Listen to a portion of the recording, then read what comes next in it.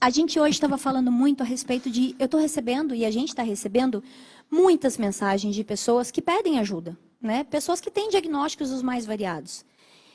E talvez receber um diagnóstico de câncer seja um dos mais difíceis, né? E ele abala as nossas convicções, as nossas crenças. Ter um caminho é muito importante.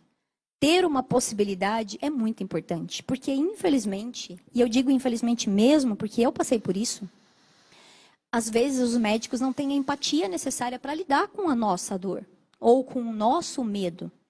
Ontem o Daniel falou a respeito de você olhar para dentro de uma caverna escura e você ouvir um rugido, um barulho, e aí você tem medo daquilo. E é importante você entrar na caverna, iluminar a caverna, para você saber o tamanho daquele bicho.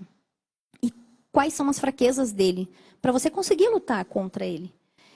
E o câncer, assim como qualquer outra doença, qualquer outro diagnóstico que você possa receber na sua vida, é esse bicho que está na caverna. E você precisa olhar para ele, você precisa entender ele. E, infelizmente, a medicina hoje, ela não tem tato para poder falar com a gente quando a gente tem um diagnóstico desse. E a gente fica meio perdido, e o que eu recebo são mensagens de mulheres que, como eu, receberam um diagnóstico com um filho pequeno. E aí você tem medo. Você tem medo de não ver os seus filhos crescerem. Você tem medo de não estar ali presente na sua vida. Mas é importante você entender que um diagnóstico não é uma sentença de morte. Que um diagnóstico é um alerta. É uma lupa para você olhar para o seu problema e para você buscar ajuda. Talvez, e eu já vi muitas pessoas falando que saíram destruídas de um consultório quando tiveram um diagnóstico de diabetes e ouviram a notícia de que teriam que tomar remédio para o resto da vida.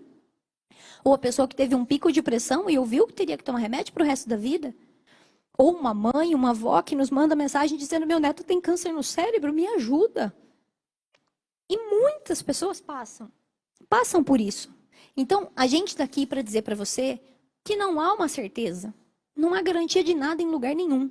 Mas se você desistir, você não vai poder viver o milagre que é a vida. Então é importante você estar lá. É importante você lutar por si. E o que nós fazemos aqui é nos posicionarmos. Já ouvi muita gente chamando a gente de louco, falando pro Daniel que ele é louco, batendo contra a indústria farmacêutica, batendo contra remédio. A gente não está batendo contra ninguém. Tem lugar para todo mundo. O que a gente está dizendo aqui é que as plantas funcionam. É que as plantas podem ser e são uma resposta para aquilo que você está buscando, para aquilo que você está procurando. Se você toma medicamento há 5, 10, 15, 20 anos e você não resolveu o seu problema, é porque tem alguma coisa errada nisso aí. É porque você está tratando a doença e não você. Você está preocupado e você está entregando a responsabilidade da sua vida na mão de um médico, de uma pessoa que mal te conhece. Então é importante você fazer o caminho do autoconhecimento, que é o que a gente propõe aqui. Ser autor da sua própria saúde não é vir perguntar para a gente que chá que eu tenho que tomar para tirar tal remédio. Não é você dizer quantos chás eu tenho que tomar no meu dia. É você assumir a responsabilidade pela sua vida.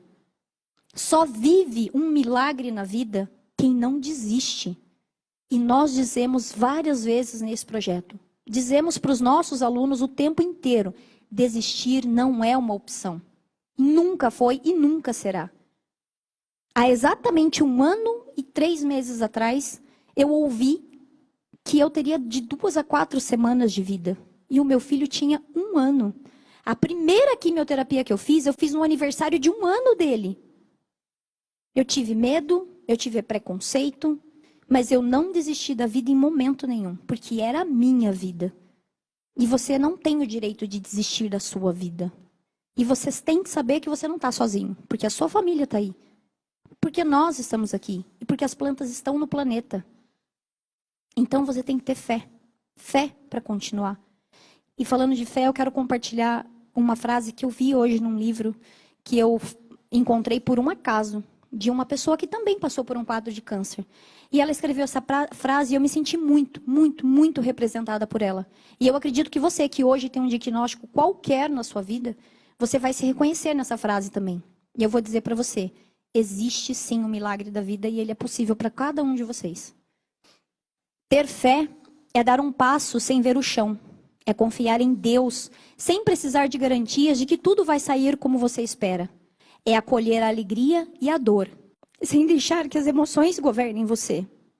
Ter fé é perseverar e acreditar na promessa de que tudo dará certo, mesmo quando os ventos forem contrários.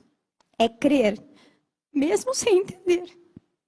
Confiando em Deus, tudo é possível. E tudo é possível.